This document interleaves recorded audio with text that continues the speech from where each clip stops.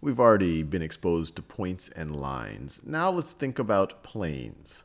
And you can view planes as really a flat surface that exists in 3 dimensions that goes off in every direction. So for example, if I have a flat surface like this, and it's not curved, and it just keeps going on and on and on in every direction. Now the question is, how do you specify a plane? Well, you might say, well, let's think about it a little bit. Could I specify a plane with one point right over here? Let's call that point A. Would that alone be able to specify a plane?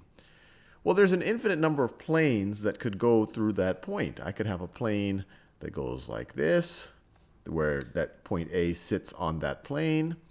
I could have a plane like that. Or I could have a plane like this.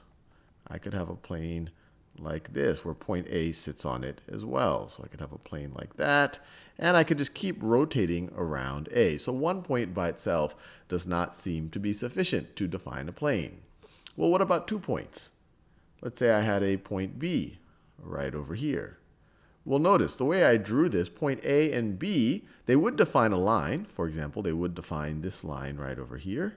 So they could define this line right over here.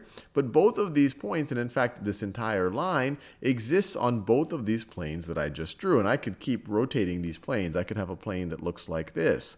I could have a plane that looks like this, that both of these points actually sit on. I'm essentially just rotating around this line that is defined by both of these points. So 2 points does not seem to be sufficient.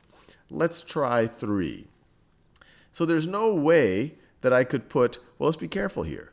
So I could put a third point right over here, point C. And C sits on that line, and C sits on all of these planes. So it doesn't seem like just a random third point is sufficient to pick out any one of these planes. But what if we make the constraint that the 3 points are not all on the same line? Obviously, 2 points will always define a line, but what if the 3 points are not collinear? So instead of picking C as a point, is there any way to pick a point D that is not on this line, that is on more than one of these planes? Well, no. If I say, well, let's say point D, let's say point D is right over here. So it sits on this plane right over here, one of the first ones that I drew. So point D sits on that plane. Between point D, A, and B, there's only one plane that all 3 of those points sit on. So a plane is defined by 3 non-collinear points. So D, A, and B, you see, do not sit on the same line. A and B can sit on the same line. D and A can sit on the same line. D and B can sit on the same line.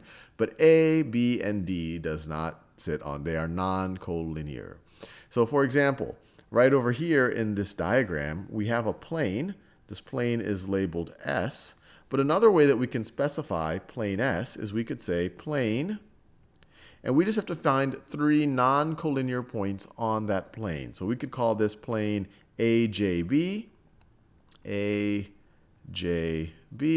We could call it plane JBW, plane JBW. We could call it plane, and I could keep going, plane WJA, WJA.